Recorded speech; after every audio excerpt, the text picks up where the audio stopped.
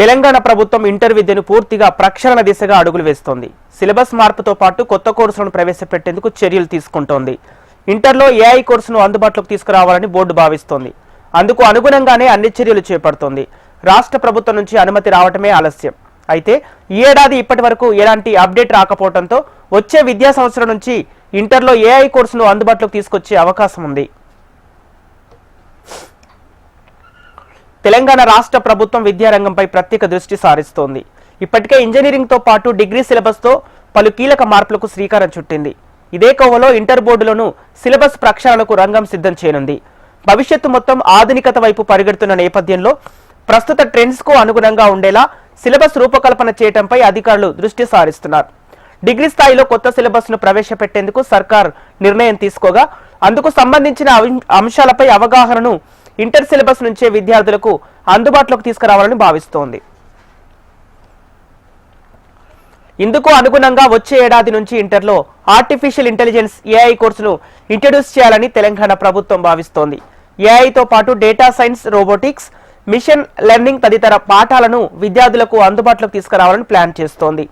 ఇంటర్లో కొత్త సిలబస్ను ప్రవేశపెట్టనున్న తరుణంలో ప్రస్తుతం ఉన్న వివిధ సబ్జెక్టుల్లో భారీగా ఉన్న సిలబస్ను కోత పెట్టాలని బోర్డు అధికారులు భావిస్తున్నట్లు సమాచారం.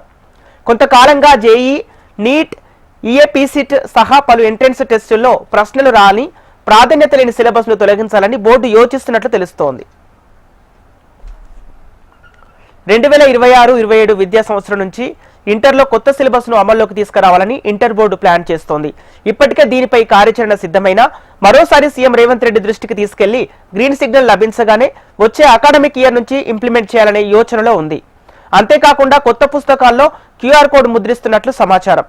దీనికి తోడు క్వాలిటీ పేపర్తో పుస్తకాలను ప్రింట్ చేయించాలని ఇంటర్ బోర్డు డిసైడ్ అయినట్లు సమాచారం. 2 ఏళ్ల క్రితమే నూతన సిలబస్ను తీసుకురావాలని ఇంటర్ బోర్డు కమిటీ తీర్మానించింది. కానీ సిలబస్ తయారీలో ఆలస్యం, ఉన్నతాధికారుల నుంచి సకాలంలో అనుమతులు రాకపోవడంతో 2025-26లో కొత్త సిలబస్ను ఇంప్లిమెంట్ చేయలేనట్లు తెలుస్తోంది. వచ్చే అకాడమిక్ ఇయర్ నుంచి ప్రస్తుత ట్రెండ్స్కు అనుగుణంగా ఇంటర్ సిలబస్ను రూపొందించి మరిన్ని మార్పులు చేసి అమలు చేయాలని ఇంటర్ బోర్డు భావిస్తోంది. ఇంటర్లో ప్రధానంగా ఫిజిక్స్, కెమిస్ట్రీ, జువాలజీ, బాటనీతో పాటు కామర్స్, ఎకనామిక్స్ తదితర సబ్జెక్టుల్లో ఎక్కువ కోత పడే అవకాశం ఉంది.